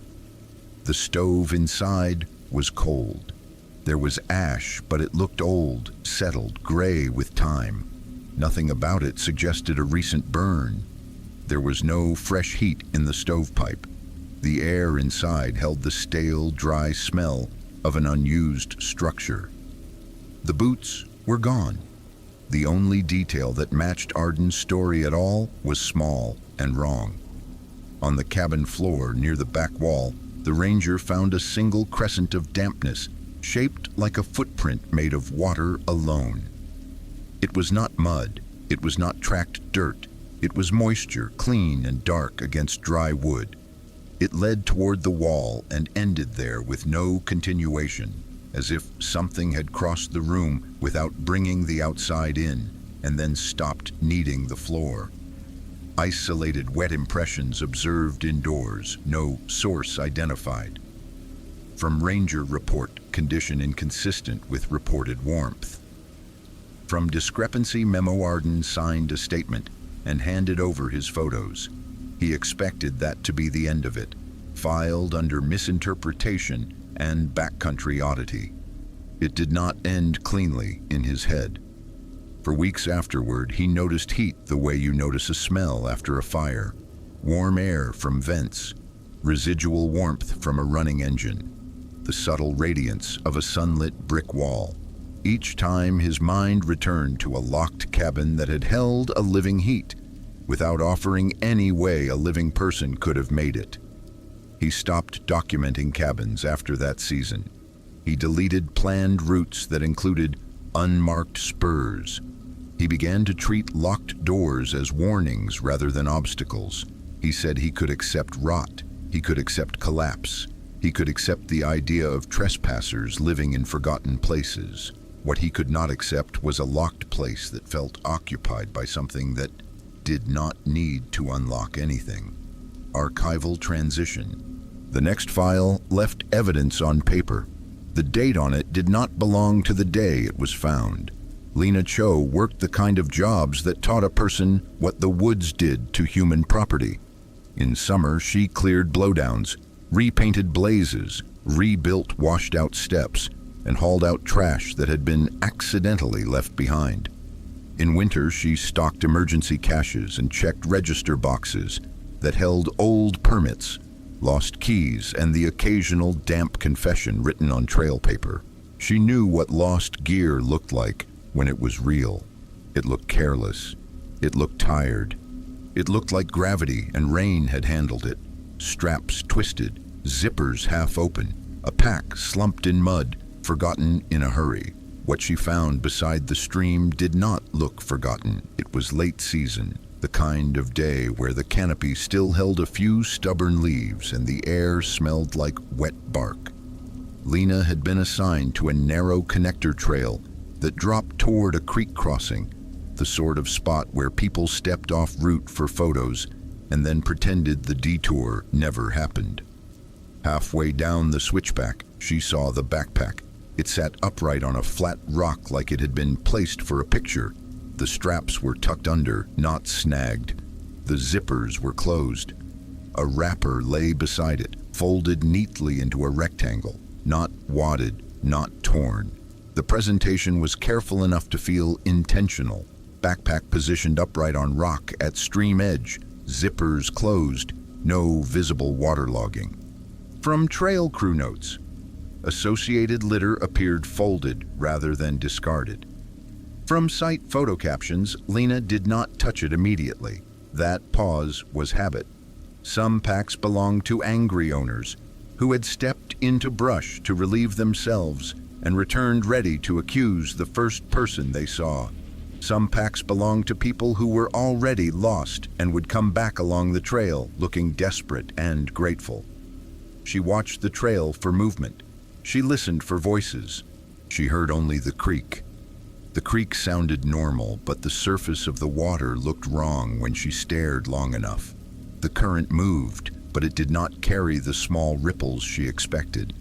It was as if the stream were flowing under a thin skin that refused to show it. Lena put on gloves and unzipped the top pocket. Inside was a gas station receipt, folded once along a clean crease. The paper was crisp and dry. The ink looked fresh, dark enough to stain the fibers like it had been printed minutes ago, not carried through hours of humidity, and the printed date was tomorrow. Receipt paper appeared fresh with no water damage. From evidence intake, printed transaction date was 1 day in the future relative to discovery. From report summary, Lena's first explanation was the only explanation she wanted. A clerk set the register wrong. A system clock drifted. A misprint. Human error. Appalachia produced plenty of weird, but gas station printers were not supposed to be part of it. Then she read the timestamp line. It did not just disagree with the day. It named a time that had not occurred yet, down to the minute, and the minute itself seemed to grab her attention, the way a familiar smell grabbed memory. The number sat there like a claim. She photographed the receipt in her gloved hand, then photographed it against the backpack for scale. She took a picture of her own watch, then the phone clock, then the trail crew radio clock on her handset display. She forced herself to document like a professional, because a professional did not get to panic over paper. It said tomorrow, and the ink looked wet, like it had just come out. From Lena's recorded field memo, I checked my time 3 different ways, and none of them felt reliable. From supplemental statement, she called it in. The deputy who arrived treated it as a curiosity at first.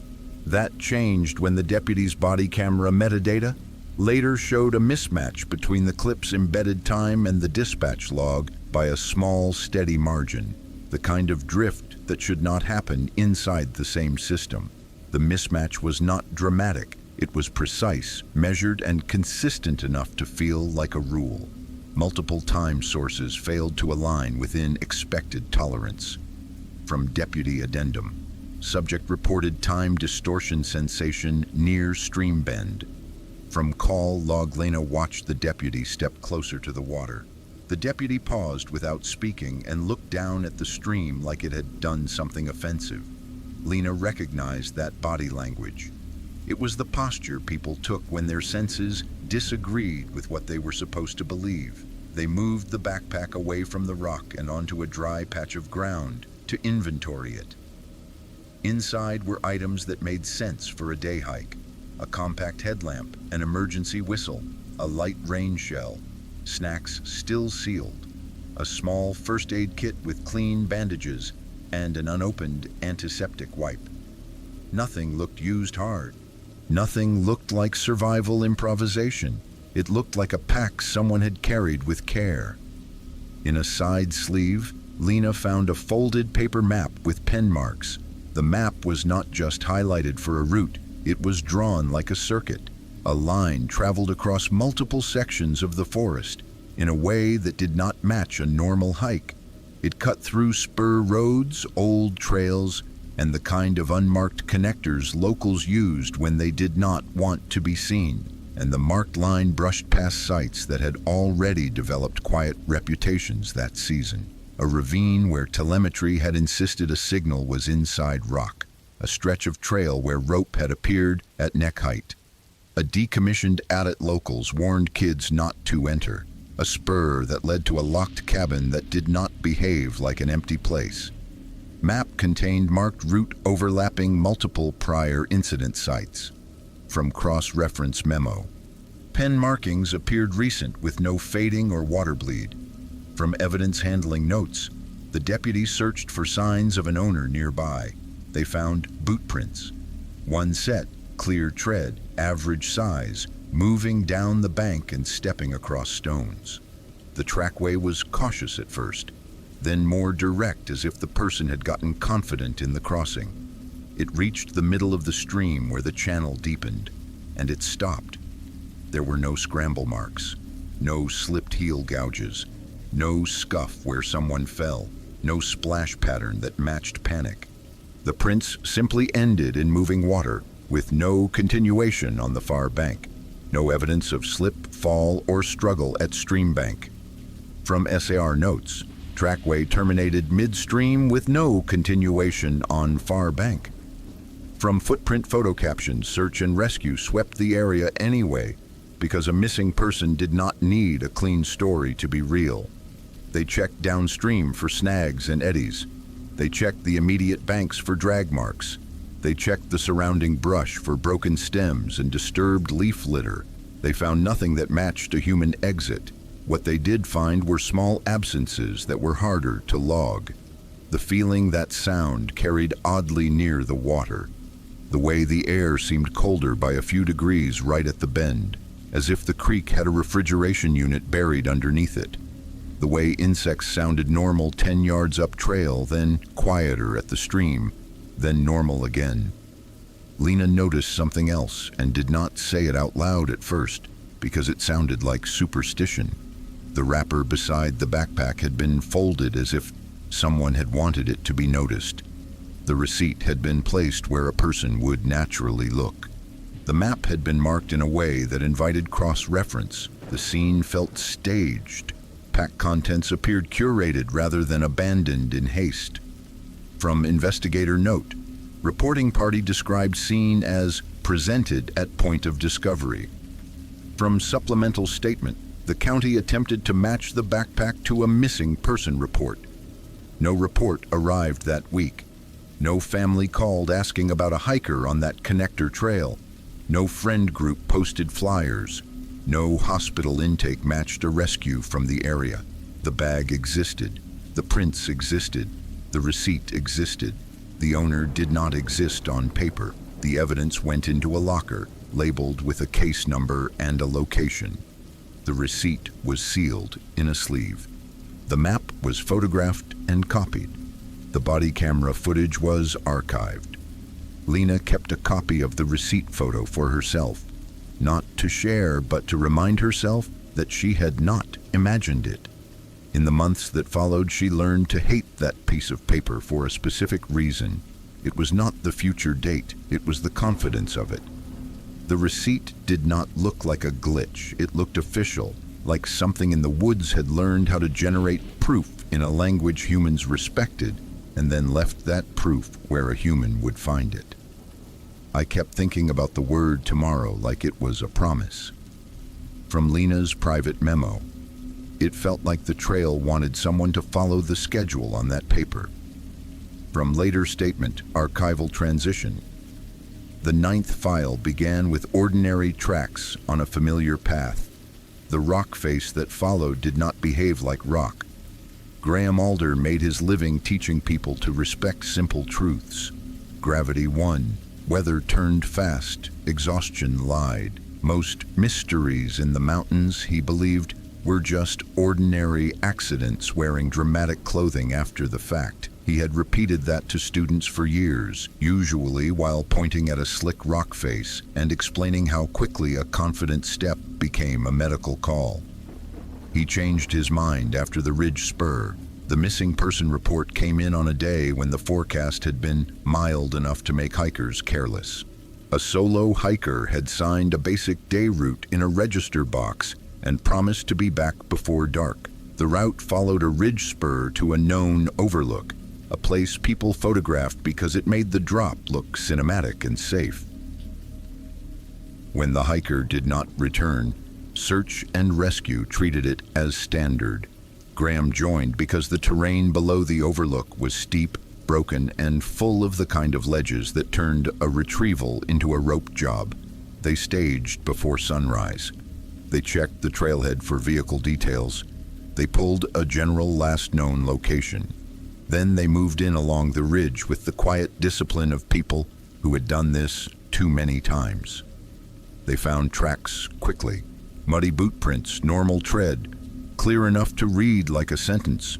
They were not frantic, they were steady. The spacing suggested a person moving at a comfortable pace, stopping occasionally, then continuing. Trackway located on ridge spur, consistent single subject, steady cadence. From SAR field notes, footwear tread pattern observed with clear definition in damp substrate. From photo annotations, the prints led straight toward the overlook. Nothing about them suggested a detour. There were no side tracks to indicate someone had wandered off to pee or chase a viewpoint. There were no scuffs that suggested stumbling. It was a clean narrative, and Graham preferred clean narratives because clean narratives could be solved. At the overlook, the story should have ended. The prints went to the lip. Beyond that was a long drop, the kind of space that made the chest tighten even for experienced climbers. Wind pushed through the gap and lifted loose fabric the way it lifted doubt. Then the prints continued, not outward into air, not down the slope. Up, dark impressions appeared on the vertical rock face just beyond the edge, stamped into damp lichen at shoulder height. Another set appeared higher, then higher again, as if someone had stepped forward, touched the wall, and then kept walking in a direction the body was not built to travel. Foot impressions observed on vertical rock face above cliff edge. From SAR field log. Impressions presented at progressive heights consistent with upward movement. From photo annotations, the first response was to rescue physics. Graham had seen hoaxes, he had seen prank paint, boot soles pressed into mud and slapped against stone, and weird footprints made by animals in thawing ground. He had seen people create stories to feed the internet. So he looked for the usual giveaways. There were no paint smears, no drip marks, no brush strokes, no residue on the lichen beyond the compressions themselves. There were no handprints, no scraped palms, no finger streaks where someone would have needed to grip, no chalk, no rope drag, no anchor marks, no disturbed rock at the top where a climber would have exited. The tread pattern on the wall matched the tread pattern on the trail exactly, down to a small chip in the sole that produced a missing corner in every impression. Tread pattern match confirmed between trail impressions and vertical face impressions. From technical comparison notes, no corresponding hand smears, tool marks, or rope artifacts observed. From site documentation, Graham moved to an adjacent route that allowed a safe angle on the wall without stepping directly beneath it. He clipped in, climbed to a stance, and examined the impressions in profile. They were not superficial. They had depth, subtle but real, pressed into the lichen the way a boot pressed into wet moss. Each edge was crisp, not blurred by sliding. The spacing suggested steps taken with intention, not someone jumping and kicking at random. It looked like the rock accepted the print like soft ground. From Graham's statement, the impressions had crisp edges, no lateral smear consistent with slipping. From his route notes. Below the overlook, the team did what the file demanded. They searched for a body. They ran rope lines down the first drop and checked ledges where someone could have landed and been hidden by brush. They checked the drainage where remains might collect. They checked branches for torn fabric and rock for blood. They checked for the boring evidence Graham expected to find. A broken ankle, a mistake, a bad decision. They found nothing. No debris line, no disturbed brush, no broken branches, no slide marks, no drag path.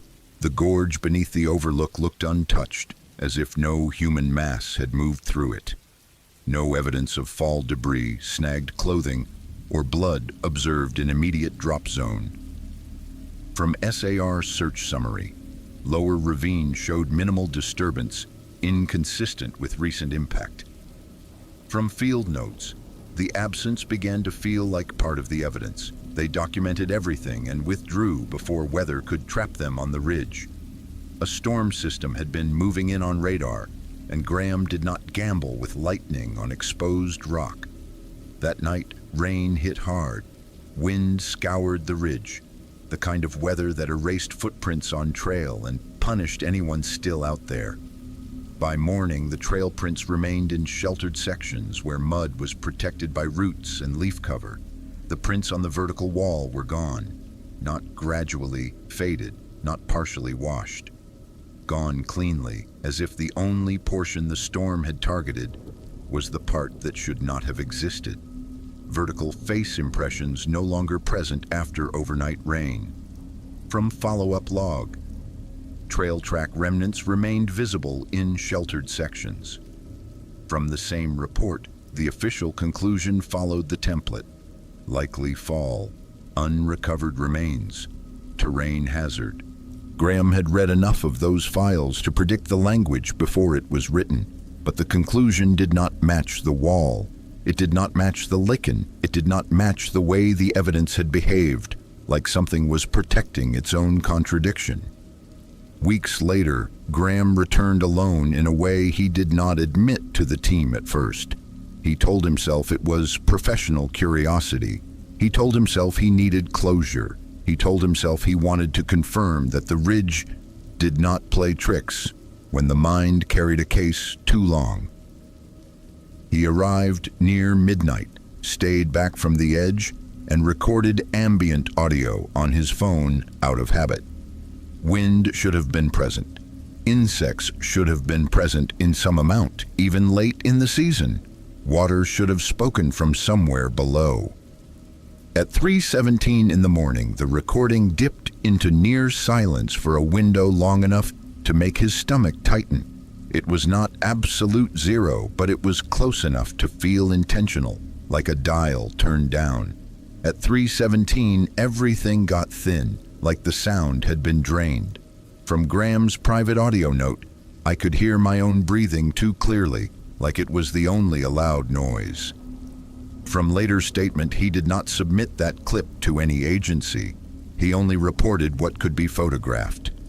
Near the overlook, at shoulder height, a fresh abrasion line ran across the rock, pale and wet enough to shine in his headlamp beam.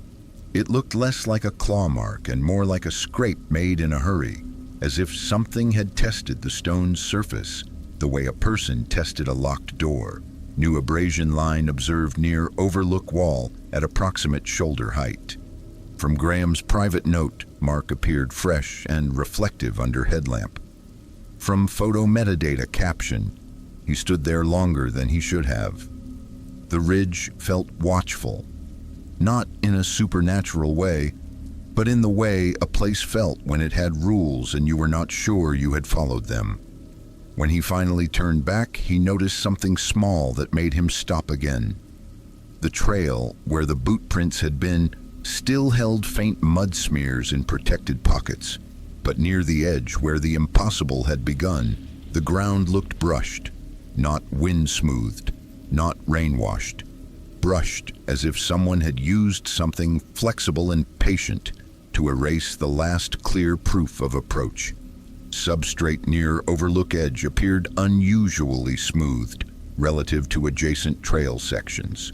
From Graham's supplemental note, possible brush-like patterning observed in mud residue. From photo annotation, the missing hiker remained missing. The file remained likely fall. The ridge remained open to the public. But when these cases were placed side by side, the pattern hardened into something that felt less like folklore and more like procedure, a beacon pinned to stone and still pulsing, a timed silence that returned on schedule, a structure that offered an opening shaped wrong for people, a camera blinded while audio continued, a corridor built with rope and cloth-like guidance, air that weakened bodies without triggering monitors, a locked cabin that behaved occupied, a receipt that printed tomorrow like it was official, and finally prints that climbed a wall until weather removed only the part that broke the rules. Case anomalies showed recurring themes of boundary enforcement and evidence suppression. From internal cross-reference memo, multiple incidents linked by time marker 317 and by recurring signal-like patterns. From compiled notes, archival transition. The 9th file closed where the ridge should have offered certainty. What remained was not a conclusion, but a rule. The mountain permitted some movements and corrected others.